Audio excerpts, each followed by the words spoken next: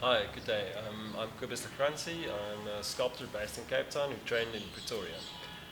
Today I'm interviewing Carin Bester, who's presenting a piece called Till Death Do Us Part, as part of the Vavasati International Women's Festival hosted at the South African State Theatre in Pretoria.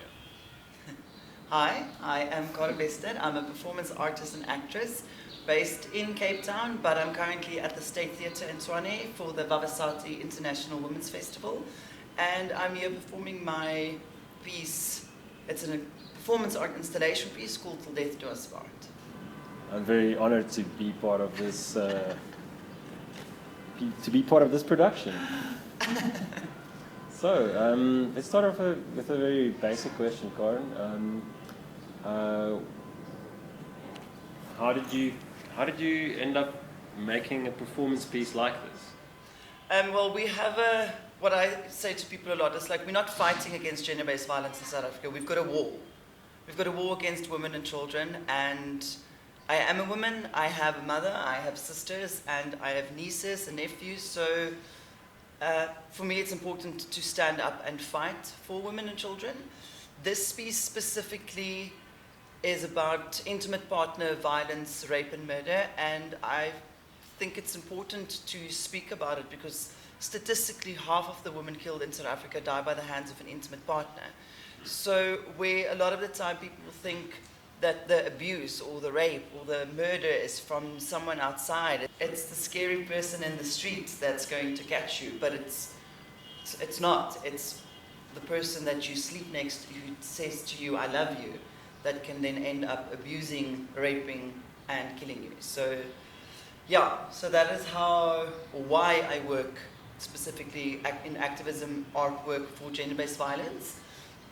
In February this year, I did a piece called He Loves Me Not, and this is kind of a follow-up on that one. Okay, that's fantastic.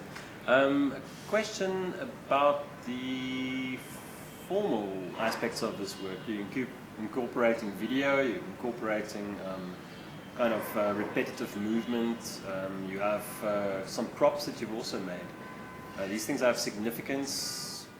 Yeah, so usually my performance art installation pieces are duration pieces where I either have myself as almost like as an installation, as a body sculpture, body statue, where I then do, for a certain duration of time, I'll do a specific movement.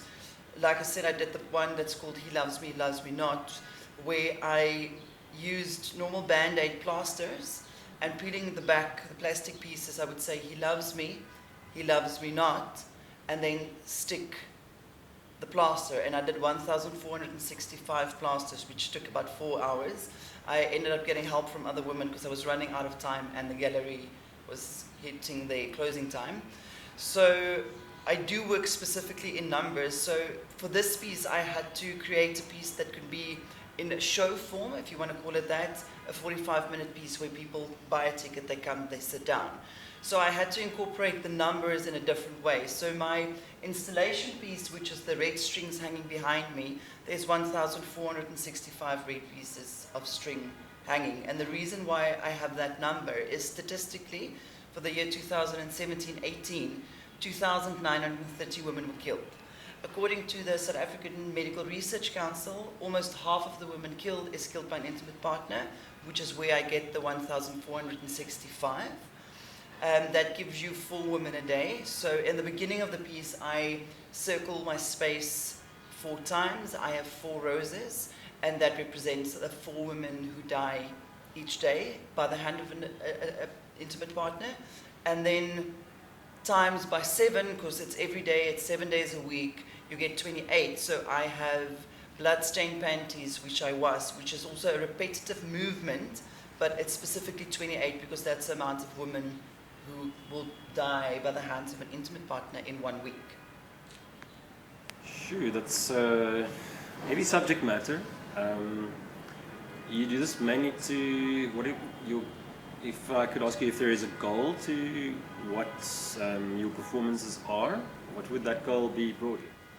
So, I mean, doing the performances is not necessarily going to stop men or the perpetrators from doing what they're doing. But my idea, or the reason I do it, is because I want people to know that this is happening. I want people to get out of their little bubbles of, it's not happening to me, so it doesn't affect me.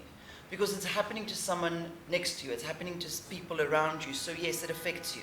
Because we as humans need to be more caring and understanding and supportive of each other. So if you can just open up and step out of the bubble and realize that there's this person, and if I'm maybe just supporting this person in some way, I maybe be able to save that person's life by going, how can I help you? What can I do for you to remove yourself from a potential dangerous situation? Where if you're not there to give the support, victims are very often very alone, and it's a difficult fight to fight on your own. So yeah, I want to make people aware of it, and I want to put people in that uncomfortable position of face this, stop turning away, stop going, I don't want to know about it because it's too difficult and it hurts. Yes, it hurts, but it hurts even more for the victims, and victims need support. Wow, that's a good way to go about it. I want to ask you about the,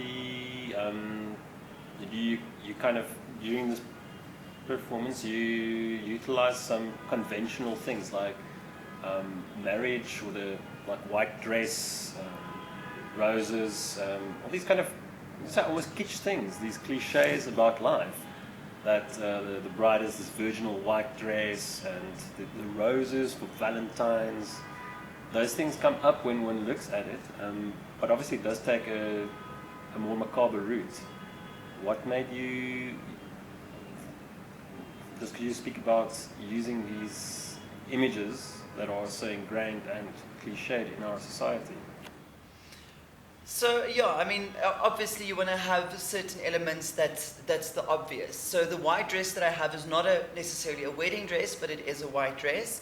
And I do have the red roses, that's almost like a little bouquet, and they are specifically red to connect to, like you said, Valentine's Day, representing love. But then I basically take away all the petals as I walk around, so I end up with a bouquet of roses with no petals.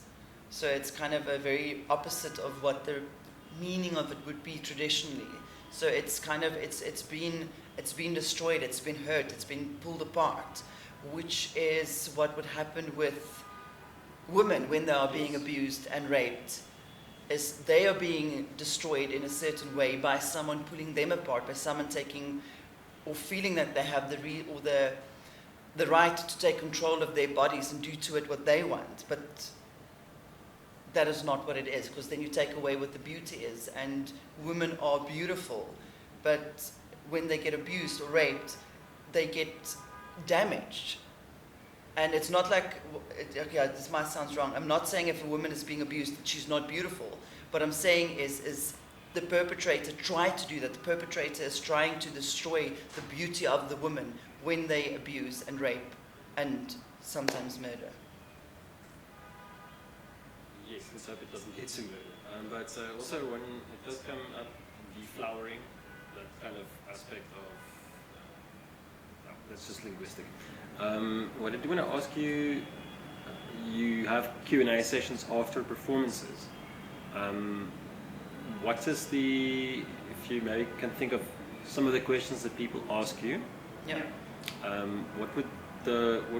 What's the most asked question that you... I think a lot of people want to know why I'm doing the 28 panties. So I explained earlier that is because of the certain number that it represents. And then the question they also ask is about my hair being shaved. So I have a projection that shows during the performance that actually shows the moment that I shaved my hair. So that it does specifically was done for the piece, and the meaning of that is to represent change, because they say if a woman changes her hair, then something in her life will change. So this is a drastic change to represent not me as an individual, but women as a collective. That we are changing, we are standing up, we are fighting, and not just staying back and being quiet and submissive. And at the same time, it's also going that my body is my body, and I am a beautiful, strong woman with shaven hair. I don't need to have long hair and be pretty like a Barbie.